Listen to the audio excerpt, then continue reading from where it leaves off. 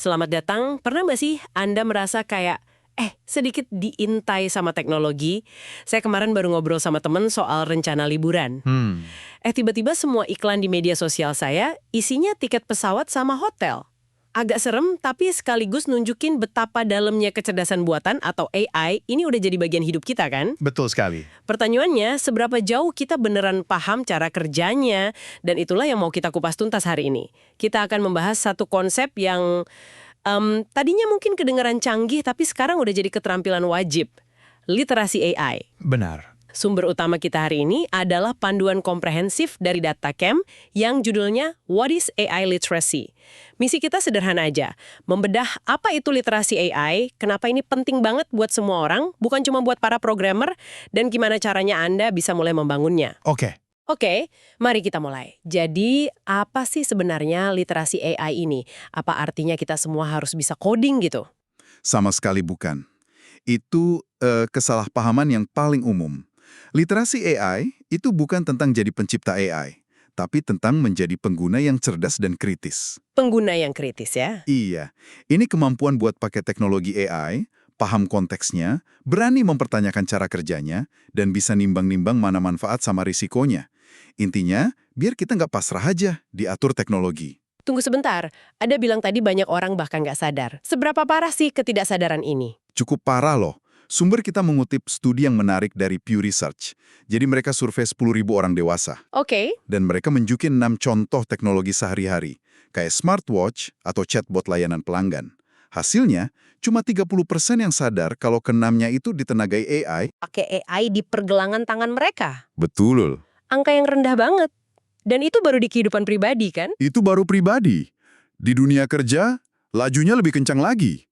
Studi IBM tahun 2022 nemuin 35% perusahaan udah pakai AI. Sudah pakai. Dan 42% lainnya lagi menjajakinya. Jadi mau kita sadar atau enggak, AI udah ikut nentuin siapa yang direkrut, produk apa yang dijual, dan strategi bisnis apa yang diambil. Nah, kesenjangan antara penggunaan dan pemahaman ini yang berbahaya. Oke. Jadi jelas ini bukan lagi topik buat para penggila teknologi. Ini udah jadi bagian dari infrastruktur hidup kita. Di rumah dan di kantor. Kalau gitu, gimana cara kita mulai melek AI? Rasanya kok rumit banget ya? Sebenarnya bisa disederhanakan. Artikel ini membaginya jadi 3 komponen inti. Anggap aja kayak bangun rumah.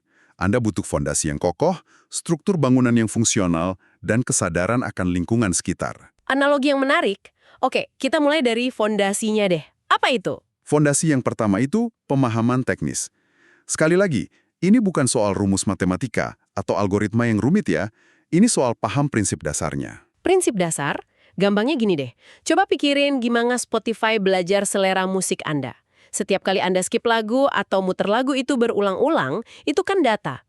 AI-nya bukan ahli musik, tapi dia jago banget nyari pola dari jutaan data skip dan repeat kayak gitu.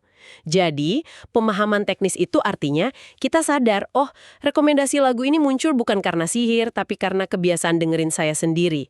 Dan ini yang sering orang lupain kan? Betul. Mereka pikir AI itu objektif kayak kalkulator, padahal AI bisa sama berprasangkanya dengan data historis yang kita kasih. Prinsip sampah masuk, sampah keluar berlaku banget di sini. Tepat.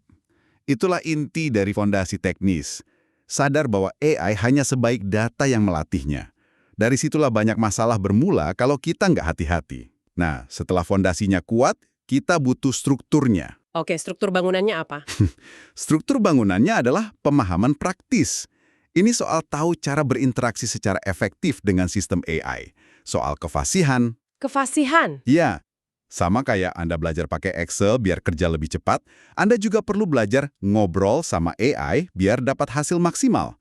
Bisa sesederhana ngasih perintah yang lebih jelas ke asisten suara di ponsel atau pakai software analitik di kantor. Anda perlu tahu apa yang bisa ditanyain, gimana cara nanyanya, dan cara menafsirkan jawabannya. Masuk akal. Jadi ini tentang jadi operator yang andal, bukan cuma pengguna pasif. Oke, fondasi sudah, struktur sudah. Sekarang apa bagian terakhirnya? Lingkungan sekitar rumah kita. Itu. Nah, ini yang mungkin paling krusial. Pemahaman etis. Percuma kan punya rumah kokoh kalau ternyata dibangun di atas lahan sengketa atau ganggu tetangga. Pemahaman etis ini maksa kita mikir di luar teknologinya. Ini tentang ngajuin pertanyaan-pertanyaan yang sulit. Pertanyaan kayak gimana contohnya? Gimana kalau AI untuk rekrutmen kerja dilatih pakai data dari masa lalu, di mana kebanyakan pimpinan itu laki-laki? Apa AI itu justru bakal memperkuat bias yang udah ada? Oh, iya ya. Terus, gimana soal privasi data kita yang dikumpulin besar-besaran? Dan yang paling penting, siapa yang tanggung jawab kalau AI bikin kesalahan fatal? Ini soal menuntut transparansi dan akuntabilitas. Saya ngerti sekarang. Ketiga pilar ini, fondasi teknis, struktur praktis, dan kesadaran lingkungan etis saling nyambung ya. Pemahaman teknis soal data bantu kita ngerti kenapa bias bisa muncul, dan pemahaman praktis saat pakai AI bikin kita sadar betul dampak nyata dari isu-isu etis itu. Betul sekali. Oke, kerangka ini sudah kita pegang. Tapi ini kan masih di level individu. Gimana kalau kita bawa ke skala yang lebih besar? Misalnya di tempat kerja Anda besok pagi. Apa dampaknya di sana? Di dunia bisnis, dampaknya gede banget. Sumber kita menekankan literasi AI itu bukan lagi urusan departemen IT aja. Bukan cuma urusan mereka. Bukan. Tim pemasaran, HR, keuangan, semua perlu paham. Tapi disinilah kita nemuin sebuah kesenjangan yang, luar biasa. Laporan State of Data Literacy ngungkapin statistik yang mengejutkan. 85% pemimpin perusahaan setuju kalau karyawan harus terus belajar biar bisa beradaptasi. Angka yang bagus artinya ada kesadaran di tingkat atas. Betul. Tapi pada praktiknya, cuma 14% karyawan di luar peran spesialis data yang beneran dapat pelatihan data. Wow, kesenjangan yang luar biasa. Jadi para bos sadar ini penting, tapi investasinya belum nyampe ke karyawan di garda depan. Ini kan bahaya. Sangat berbahaya. Artinya, keputusan bisnis bisa jadi dibuat berdasarkan alat AI yang nggak sepenuhnya dipahami sama orang yang pakainya. Persis. Kesenjangan inilah yang harus dijembatani. Perusahaan yang bisa mempercepat proses pembelajaran ini di semua divisi, ya merekalah yang bakal unggul.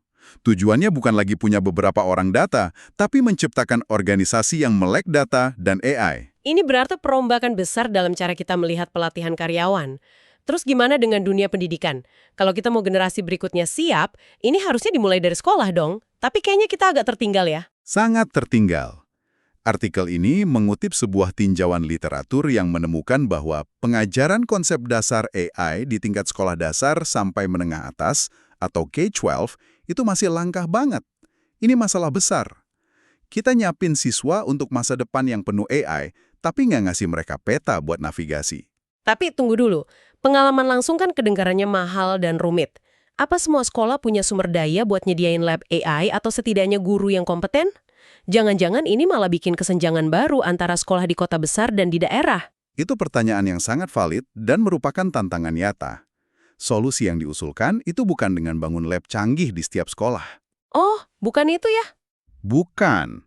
Kuncinya adalah pengalaman belajar yang eksploratif dan bisa disesuaikan. Bisa sesederhana ngebiarin siswa main dengan model AI gratis yang ada di internet, atau nganalisis berita tentang gimana AI dipakai di industri musik atau olahraga sesuai minat mereka. Dan yang paling penting, seperti yang Anda singgung, gurunya dulu yang harus dilatih. Benar sekali, ini efek domino. Guru yang melek AI bakal menciptakan siswa yang melek AI. Ini butuh investasi sistemik buat melatih para pendidik, bukan cuma ngelempar kurikulum baru ke mereka. Dan tujuan utamanya, menurut para peneliti yang dikutip, bukan untuk nyetak setiap siswa jadi programmer AI. Tujuannya adalah untuk bikin setiap siswa jadi warga negara yang kritis dan terinformasi tentang AI. Melihat ke depan, jelas banget kalau literasi AI ini bukan sesuatu yang statis. Konsepnya bakal terus berubah, apalagi sekarang muncul AI generatif. Betul. Ini jenis AI yang bisa menciptakan sesuatu yang baru. Teks, gambar, bahkan musik. Bukan cuma nganalisis data yang ada. Kita lihat ini di alat kayak ChatGPT, yang pada dasarnya adalah Large Language Model atau model bahasa raksasa. Ya, belajar seumur hidup itu kuncinya. Apa yang bikin kita dianggap melek AI hari ini, mungkin udah nggak cukup dalam 5 tahun ke depan. Tapi kalau kita tarik ke gambaran yang lebih besar, ini lebih dari sekedar keterampilan buat cari kerja. Lebih dari itu. Jauh. Ini tentang menjadi warga negara yang bertanggung jawab di abad ke-21. Jadi ini bukan lagi soal CV atau nilai tambah di dunia kerja. Ini soal hak suara kita di era digital. Kedengarannya mungkin berlebihan ya, tapi coba deh pikirin. Gimana tuh? Saat pemerintah mau bikin aturan soal penggunaan AI untuk pemilu atau oleh kepolisian, siapa yang bisa ikut bicara dan mengkritik? Cuma mereka yang paham. Tanpa literasi AI, kita cuma jadi penonton pasif saat masa depan kita dibentuk oleh teknologi yang nggak kita mengerti. Tepat sekali. Literasi AI memberdayakan individu untuk menuntut akuntabilitas, mendorong desain teknologi yang lebih adil, dan memastikan AI ini melayani kemanusiaan bukan sebaliknya. Masyarakat yang terinformasi bisa bantu mengarahkan perkembangan AI ke arah yang lebih baik. Ini pergeseran dari pengguna pasif. Menjadi partisipan aktif dalam evolusi teknologi. Perspektif yang sangat kuat. Ini ngangkat literasi AI dari sekedar keterampilan teknis jadi salah satu pilar demokrasi di era digital. Rasanya kita udah bahas cukup banyak ya, mulai dari definisi, 3 komponen inti, sampai perannya di dunia kerja dan masyarakat. Poin utamanya adalah, ini bukan lagi keterampilan pilihan.